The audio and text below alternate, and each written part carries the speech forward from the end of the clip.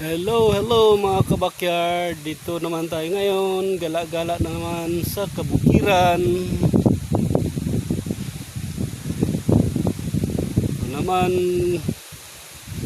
ikot-ikot lang tayo dito. Naghanap ng kaligayahan sa kabukiran.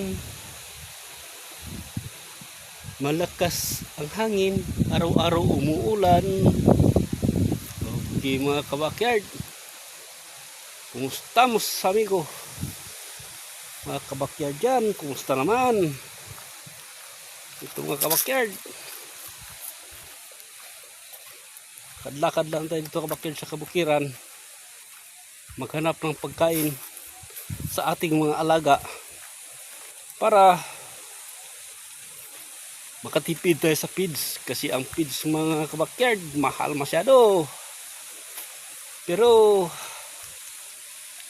hinahaluan na natin para hindi tayo